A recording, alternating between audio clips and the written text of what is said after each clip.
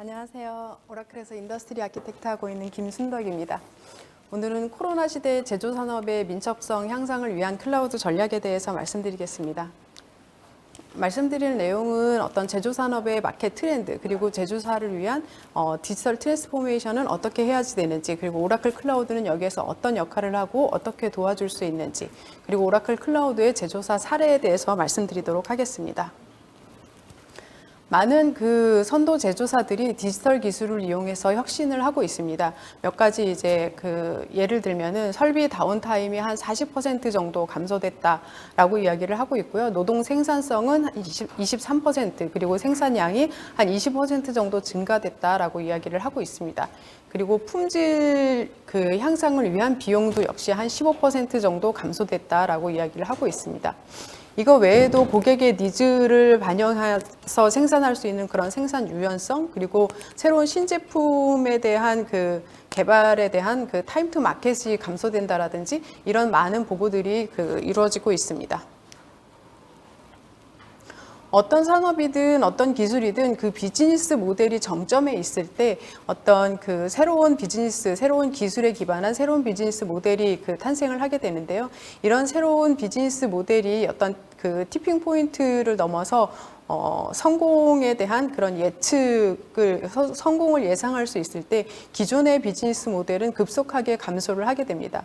오늘 여기 세미나를 듣고 계신 분들은 아마 요즘에 많은 산업들에서 디지털 디스럽션에 의해서 많은 산업들이 파괴되고 있다는 것에 동의하고 계실 거라고 생각이 되는데요.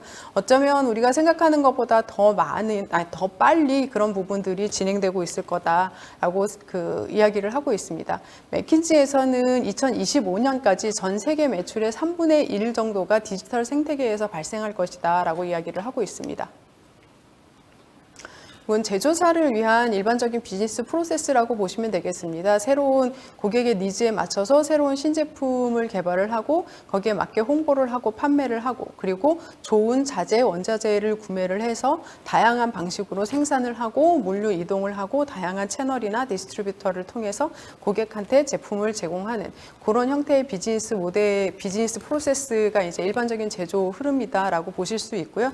그럼 이 안에서 디지털 트랜스포메이션이 굉장히 활발하게 대두되고 있는, 진행되고 있는 그런 부분들이 어디가 있나 하는 부분들을 살펴보도록 하겠습니다. 일단은 가장 핵심이 되고 있는 제조, 커넥티드 스마트 팩토리가 되겠고요. 그 다음에 우리 제조의 중심이 되고 있는 제조 설비에 대해서 어떤 예측 유지 보수 부분이 있겠습니다. 그리고 이번에 코로나 때문에 굉장히 화두가 되고 있는 공급망에 대한 리스크 관리 부분이 있겠고요. 그리고 사실은 이제 이런 부분에 의해서 디지털에 의해서 우리가 비즈니스 모델을 어떻게 변화해야지 되는지, 이런 비즈니스 모델의 트랜스포메이션, 이런 부분들이 있겠습니다. 이런 부분들에 대한 리포트를 간단하게 몇 개 살펴보려고 하는데요. 제조업에 종사하시는 임원분들을 대상으로 설문조사를 했습니다. 거기에서 이제 한 86%에 해당되는 부분들이 스마트 팩토리가 5년 내에 어떤 제조사의 경쟁력의 원동력이 될 것이다 라고 이야기를 하고 있습니다.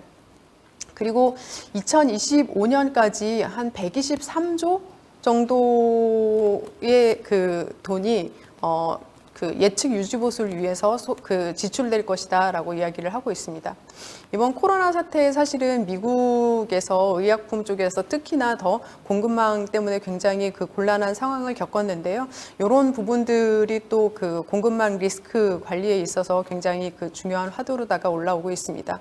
이러한 여러 가지 환경 변화나 요인들 때문에 많은 제조사들이 그들의 비즈니스 모델 그리고 어떤 운영 방식을 변경하고 있습니다. 이런 부분들을 조금 더 자세히 살펴보면, 일단 커넥티드 스마트 팩토리를 보면은 생산 현장에서 다양한 센서에서 수많은 센서에서 발생하는 그런 데이터들을 실시간으로 모니터링하고 이런 부분에 있어서 생산 라인의 품질 관리를 하면서 어떤 수율을 향상시킬 수가 있겠고요. 그리고 이제 생산 라인뿐만이 아니고 설비에서 올라오는 그런 데이터들을 이용을 해서 실시간으로 KPI를 확인을 한다라든지 어떤 패턴 분석이나 알고리즘에 의해서 언제 이런 설비를 수리해야지 될지 이런 부분들을 이제 예측을 한다라든지, 그리고 공급망, 특히 이제 우리 사내뿐만이 아니고 우리 공장들뿐만이 아니고 서플라이어부터 시작해가지고 우리 공장에 자재가 투입되고 생산이 되고 이런 부분들이 고객한테 전달되기까지 전반적인 물류 전체에 대한 그런 인사이트를 얻고 거기에서 어떤 이상이 발생했을 때 빨리 조치를 할 수 있는 부분들을 트랜스포메이션을 하고 있고요. 비즈니스 모델로 봤을 때는 기존에는 주로 이제 서비스 중심의 비즈니스 모델이었다라고 하면은 이제는 제품 중심의 비즈니스 모델이었다라고 하면은 이제 고객 중심의 서비스 구독 모델로다가 비즈니스 모델을 많이 변화하고 있습니다. 그리고 이런 상황에서 우리의 생산 현장도 많이 바뀌어야지 되는 그런 상황으로다가 되고 있습니다. 오라클은 이런 디지털 트랜스포메이션을 지원하기 위해서 다양한 기술 요소들을 제공을 하고 있고요. 그러한 기술 요소들은 클라우드 기반 하에 다양한 컴포넌트와 그리고 새로운 테크놀로지들을 굉장히 빠르게 적용을 하고 제공을 하고 있습니다. 그러면 제조사를 위한 오라클 클라우드 솔루션에 대해서 말씀드리도록 하겠습니다. 딜로이트에서 얘기하는 부분은 스마트 팩토리가 5년 안에 우리의 제품이 만들어지는 방식을 변화시킬 거다라고 이야기를 하고 있습니다. 오라클 같은 경우에는 앞에서 이제 화면에서도 보셨듯이 굉장히 다양한 뉴 테크놀로지들을 클라우드를 통해서 제공을 해드리고 있는데요. 오늘은 시간 관계상 제조사에서 특히 중요한 4가지 기술 요소들에 대해서 살펴보도록 하겠습니다. 첫 번째는 클라우드, 그리고 IoT, 머신러닝 AI 부분, 그리고 HPC 부분을 살펴보도록 하겠습니다.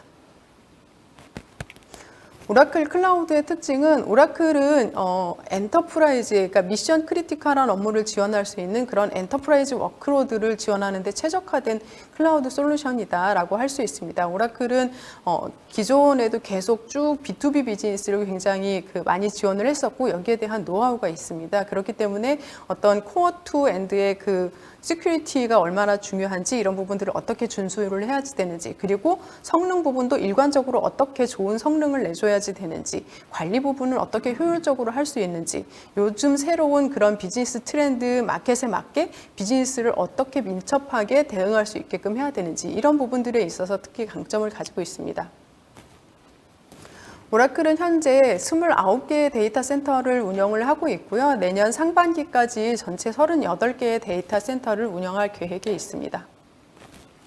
아까 제가 앞에서 오라클은 B2B 비즈니스에 특화된 미션 크리티컬한 그런 비즈니스에 굉장히 특화된 클라우드다라고 말씀을 드렸는데요. 요 SLA에서도 충분히 이런 부분들을 보실 수가 있습니다. 일반적으로 타사 클라우드 같은 경우에는 SLA로다가 보장하는 부분들이 가용성 부분만을 SLA로다가 보장을 하고 있습니다. 그렇지만 오라클의 B2B 경험으로 봐서는 단지 우리의 미션 크리티컬한 시스템이 단지 가용성, 시스템이 살아있다는 것만으로는 저희가 수용을 할 수 없는 이런 부분이기 때문에 오라클 같은 경우에는 성능 그리고 관리 측면에서도 SLA로다가 보장을 하고 있습니다. 성능 관리 측면에서 어떤 네트워크 성능이라든지 CPU 성능 이런 부분, 매니지먼트 측면에서도 API 에러라든지 이런 요를 최소화시킬 수 있는 이런 부분들을 SLA로다가 보장을 하고 있습니다. 성능 부분에도 다양한 특징들이 있는데요. 그 중에서 이제 스토리지에 대한 부분들을 말씀드리도록 하겠습니다. 오라클 클라우드에서는 로컬 NVMe 스토리지, 그리고 블록 스토리지, 파일 스토리지, 오브젝트 스토리지 이렇게 4개의 스토리지를 제공을 하고 있습니다. 그 중에서 이제 타사 클라우드 같은 경우에는 로컬 NVMe 스토리지에서만 NVMe SSD 기술을 사용을 하고 있습니다. 그렇지만 오라클 같은 경우에는 블록 스토리지에서도 NVMe SSD 기술을 사용을 하고 있습니다. 그렇기 때문에 어떤 스토리지 리뷰에서 스토리지의 평가를 한 부분에 있어서 오라클 같은 경우에 다른 클라우드에 비해서 2배에서 5배 정도의 스토리지 성능을 내고 있다라고 이야기를 하고 있습니다. 오라클은 사실 클라우드에 있어서는 약간 늦게 출발을 한 후발주자입니다. 그렇지만 또 후발주자가 가질 수 있는 장점들이 있습니다. 기존의 클라우드사들 같은 경우에는 10여 년 전에 이제 먼저 비즈니스를 시작을 했기 때문에 10년 전의 기술로다가 설계된 그런 아키텍처를 가지고 있습니다. 그렇지만 오라클은 최신의 기술로다가 설계된 아키텍처를 가지고 있습니다. 그 특징에서 거기에서 나올 수 있는 몇 가지 특징들이 있는데요.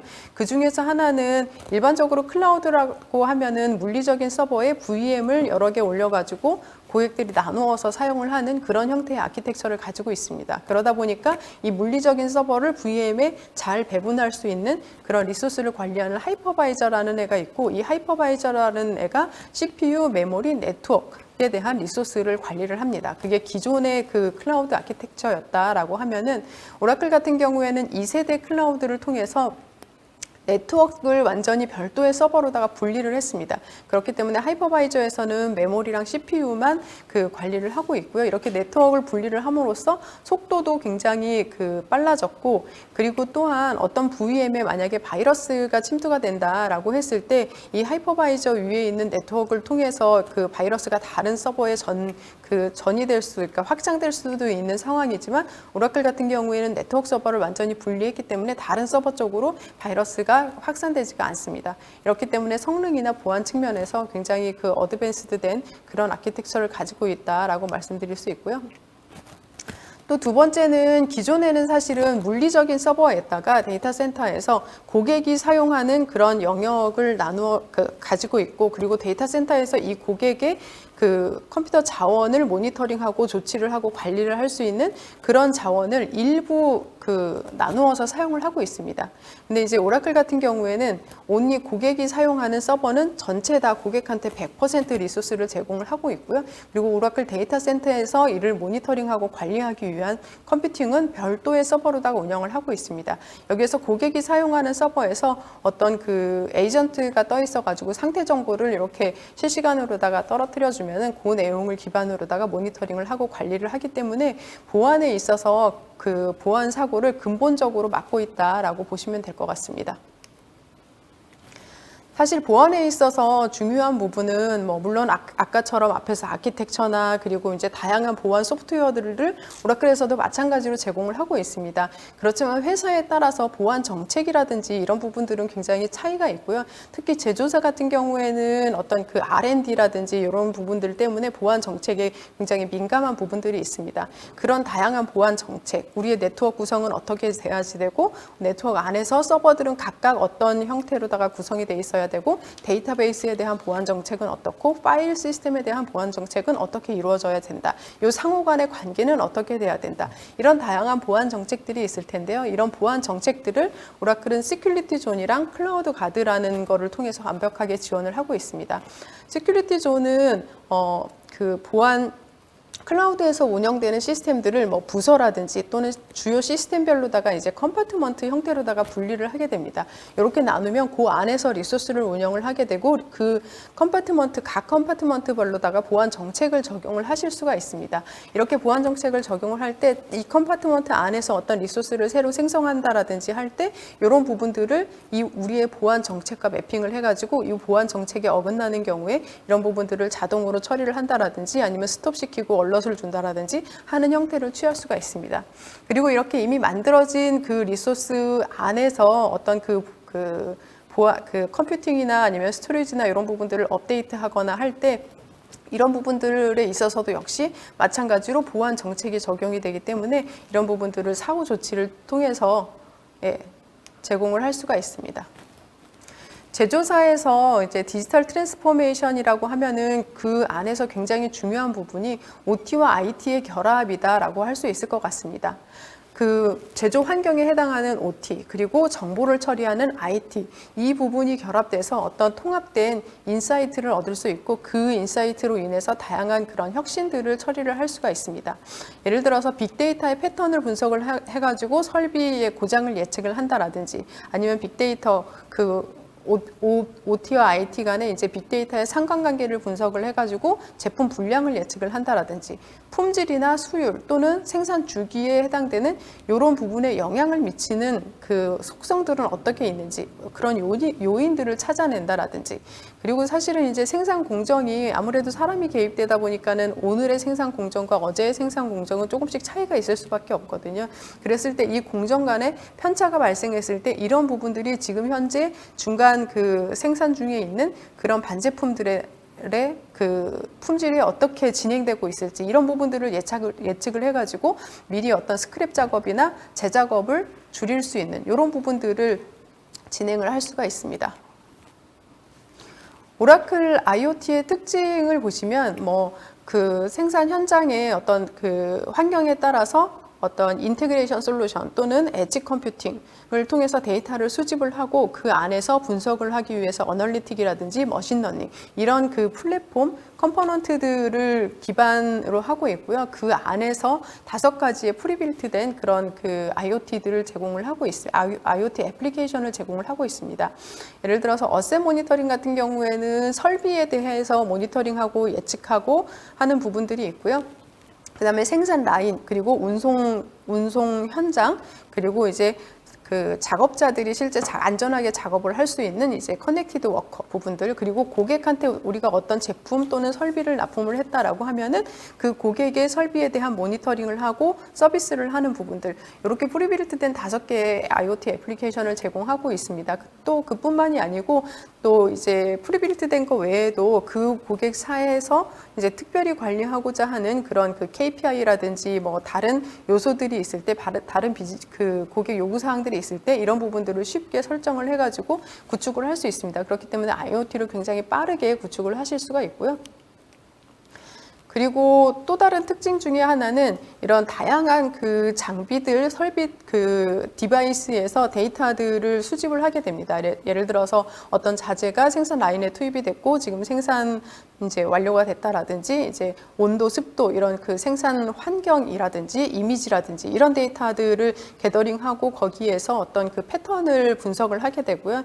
그런 분석에 의해서 어떤 그 머신러닝 알고리즘을 통해서 분량을 예측을 한다라든지 어떤 그 설비에 대해서 영향을 미치는 어떤 매개 변수들이 어떻게 변하고 있다라든지 이런 트렌드를 예측을 한다라든지 이렇게 할 수가 있습니다. 그리고 여기에서 끝나는 것이 아니고 이런 내용들, 이런 아웃풋 인사이트들이 어떤 액션을 취할 수 있는 부분들까지 같이 제공을 하고 있습니다.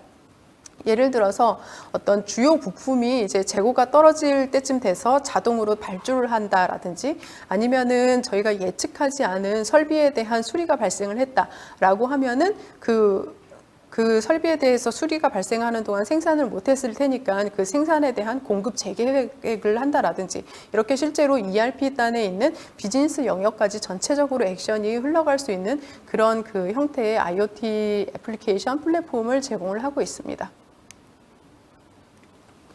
오라클 머신러닝의 특징을 보면은 사실은 이제 머신러닝을 할 수 있는 AI 과학자, AI를 할 수 있는 사람들이 너무 없어서 기업마다 굉장히 그 힘들어하는 부분들이 많이 있는데요. 오라클 같은 경우에는 그런 데이터 과학자 그리고 머신러닝 알고리즘은 잘 모르지만 코딩이나 이런 그 IT에 대한 이해가 있는 IT 사용자, 그리고 머신러닝도 모르고 프로그램도 모르지만 비즈니스를 잘 알고 있는 현업 사용자, 이 각각의 역할에 맞게 머신러닝을 잘 사용할 수 있는 솔루션 플랫폼을 제공을 하고 있습니다.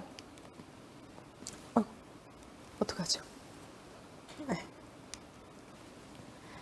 데이터 사이언스 같은 경우에는 파이썬이나 R과 같은 그 머신러닝 랭귀지에 익숙해져 있는 데이터 과학자들한테 굉장히 좋은 솔루션이지만 그것뿐만이 아니고 AI를 이용을 해서 어떤 큰 프로젝트, 회사에서 큰 프로젝트를 한다라고 했을 때 여러 명의 데이터 과학자들이 어떤 그 머신러닝 모델링을 하고 그런 부분들을 서로 공유하고 사용하고 할 수 있는 그런 그 콜래보레이션 부분들이 굉장히 잘 돼 있고요. 이렇게 만들어진 모델을 각각의 애플리케이션에 쉽게 디플로이 할 수 있는 전체적인 엔드투엔드 그 AI 그 프로세스를 지원하는 솔루션이다라고 보시면 될 것 같습니다. 특히 오라클에서 제공하는 이제 SDK 같은 경우에는 우리의 데이터, 이 데이터들이 어떻게 생겼는지를 굉장히 쉽게 그 가시성을 제공할 수 있는 그런 탐색적 분석, 그리고 데이터 전처리를 쉽게 해줄 수 있는 부분들을 다양한 라이브러리를 통해서 제공을 하고 있고요. 그리고 그 오토ML, 자동으로다가 머신러닝 모델링이 만들어졌다라고 하면은 그거에 대한 충분한 모델 해석을 할 수 있는 그런 부분들도 굉장히 쉽게 제공을 하고 있습니다. 그리고 IT 사용자를 위한 머신러닝 같은 경우에는 데이터베이스 내에 머신러닝 알고리즘을 내재를 하고 있습니다. 사실 오라클은 20년 전부터 데이터베이스 내에서 머신러닝 알고리즘을 지속적으로 제공을 하고 있었고요. 지금은 한 30여 개의 머신러닝 알고리즘을 제공을 하고 있습니다. 이것은 이제 데이터베이스 내에 있으면서 당연히 PLSQL이나 SQL로다가 호출해서 쉽게 사용을 하실 수가 있습니다. 그거보다 더 중요한 특징은 일반적으로 머신러닝을 통해서 이제 모델링을 한다라고 하면은 다양한 그 소스로부터 데이터를 수집을 합니다. 그 데이터를 수집을 한 부분들을 머신러닝 시스템으로다가 이동을 하고 그렇게 가지고 온 데이터를 이용을 해서 어떤 그 분석을 하고 모델링을 하고 학습을 통해서 이제 모델을 완성했다라고 하면은 이제 각각 그거를 사용할 애플리케이션 시스템 쪽에 다시 완성된 알고리즘을 전송을 하는 그런 절차를 거치게 됩니다. 그렇지만 오라클 같은 경우에는 오라클 데이터베이스 내에 이런 알고리즘이 있고 모델링도 자체도 모델 내용도 트레이닝 내용도 데이터베이스 내에 같이 저장을 하기 때문에 이런 번거로운 데이터를 수집해서 가지고 오고 학습된 것을 다시 전달하는 이런 번거로운 과정들이 필요가 없습니다. 프로세스가 훨씬 더 간결해지는 부분이 있고요. 그거보다 더 중요한 부분은 사실 이렇게 프로세스가 복잡하다 보니까 일반적으로 하나의 주제에 대해서 머신러닝 모델링을 하고 학습을 하게 되면은 그 학습된 것을 계속 사용하는 경향이 있거든요. 그렇지만 현실 세계에서 데이터는 우리의 비즈니스가 변해가고 있기 때문에 현실 세계에서 데이터는 계속 변하고 있고 그 속성들이 변하고 있습니다. 그러면 같은 모델이다 하더라도 그 데이터가 변함에 따라서 알고리즘이 다르게 나올 수가 있거든요. 근데 오라클 같은 경우에는 데이터베이스 내에 모델과 알고리즘이 있기 때문에 이런 부분들을 주기적으로 재실행해 주면은 지금 현재의 데이터에 맞는 그런 데이터들, 그런 알고리즘들을 사용을 함으로써 어떤 머신러닝에 대한 정확도를 훨씬 더 높일 수가 있습니다. 하이퍼포먼스 컴퓨팅 부분입니다. 오라클의 하이퍼포먼스 컴퓨팅 같은 경우에는 아래 세 가지 특징이 있는데요. 최신의 고성능 컴퓨팅, 즉 인텔이나 엔비디아 그리고 AMD에서 나오는 최신의 칩을 굉장히 빠르게 적용을 하고 있고요. 그리고 HPC에 특화된 그런 네트워크 클러스터를 제공을 하고 있습니다. 스토리지 또한 확장성이 뛰어나고 그런 독립형 스토리지를 통해서 어떤 높은 IOPS를 제공을 하고 있습니다. 죄송합니다. 자꾸 버튼이 바로 밑에 있어서. 오라클은 HPC에 있어서 VM뿐만 아니고 베어메탈 같은 경우도 베어메탈 서버를 같이 제공을 하고 있습니다. 그리고 AMD나 인텔의 AMD의 에픽이나 인텔 칩을 같이 제공을 하고 있고요. 특히 AMD의 에픽 같은 경우에는 128코어의 2TB의 메모리를 제공을 하고 있습니다. 또한 내년 1분기 정도 이내에 인텔의 X9 칩 그리고 엔비디아의 GPU 베어메탈 인스턴스도 같이 제공할 예정입니다. 제조사에서 특히 이제 HPC를 사용하는 경우에는 이제 유체 역학이라든지 아니면 충돌 실험이라든지 이런 부분에서 많이 사용을 하시게 되는데요. 이런 경우에는 특히 하나의 컴퓨팅에서 계산한 그런 부분들이 다른 컴퓨터의 결과가 영향을 미치는 그런 부분들이 있는 타이틀리 커플드한 그런 비즈니스 워크로드를 가지고 있습니다. 이런 경우에 서버와 서버 간의 네트워크가 굉장히 중요한 네트워크 속도가 굉장히 중요한 부분인데요. 오라클 같은 경우에는 베어메탈 형태로다가 HPC를 제공을 하기 때문에 어떤 하이퍼바이저를 통하지 않고 서버가 직접 네트워크에 RDMA를 통해서 접속을 하게 됩니다. 서버와 서버 간에. 그렇기 때문에 굉장히 높은 네트워크 성능을 낼 수가 있고요. 100MGPS의 한 1.5 마이크로세컨드 정도의 그런 지연 시간을 그거에 불과한 지연 시간으로 굉장히 빠른 네트워크 속도를 제공을 하고 있습니다. 이게 이제 RDMA 클러스터에 대한 네트워크 벤치마크 결과입니다. 그래서 지연 시간으로 보면은 오라클 같은 경우에는 계속 데이터가 많이 증가함에도 불구하고 이제 낮은 지연 시간을 제공을 하고 있고요. 그리고 대여폭 역시 데이터가 많이 증가했을 때 훨씬 더 높은 대여폭을 제공하는 부분을 확인을 하실 수가 있습니다. 이제 사례들을 좀 살펴볼 텐데요. 아마 제조사 쪽에 계신 분들은 다들 알고 계실 거예요. 이제 알테어 같은 경우에는 다양한 제조에 있어서 유체 역학이라든지 시뮬레이션 할 수 있는 이런 솔루션들을 제공을 하고 있습니다.